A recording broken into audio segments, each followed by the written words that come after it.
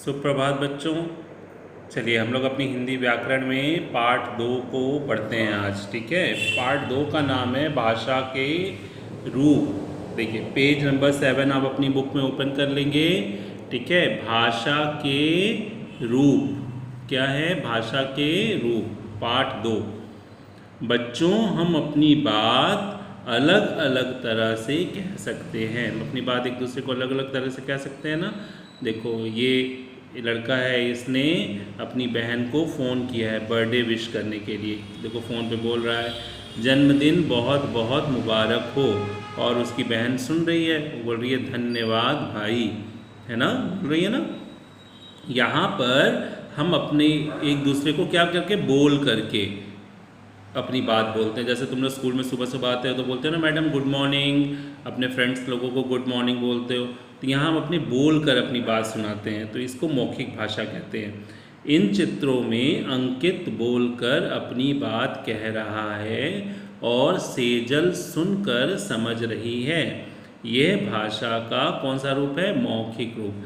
जब आप बोलते हो और दूसरा सुनकर समझता है, वो कौन सा रूप होता है? मौखिक रूप होता है। ठीक है, अब यहाँ पर देखो मैम जो है वो एक और अनेक पाठ पढ़ा रही हैं और ब्लैक बोर्ड पर लिख रही हैं, है ना। जैसे एक केला, अनेक केले, तोता, तोते, घोड़ा, घोड़े, और बच्चे लिखा हुआ देखकर समझ रहे हैं। जैसे अभी यहाँ पर हम लोग किताब में लिखा हुआ है, इसको पढ़कर हम लोग समझ रहे हैं, है ना।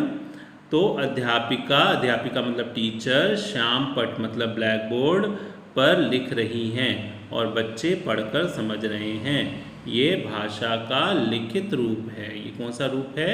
लिखित रूप है। बच्चों इस प्रकार बोलना, सुनना, पढ़ना और लिखना भाषा के ही काम है।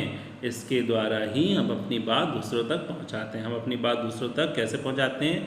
या तो बोलकर या लिखकर, है ना।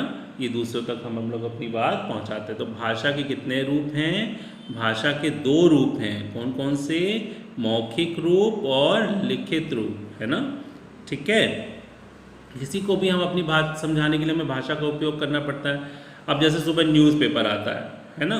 तो न्यूज़पेपर क्या है? उसमें लिखा हुआ पढ़ते हैं पापा, तो वो क्या है? लिखित रूप। और जब न्यूज़ चैनल पे पापा न्यूज़ सुनते हैं तो वो कौन सा है? मौखिक रूप, है ना। अब जैसे मैं बोल रहा हूँ, तुम सुन रहे हो, तो ये मौखिक रूप। और यहाँ पर लिखा हुआ पढ़ रहे हो तो ये कौन सा हो गया? लिखित रूप।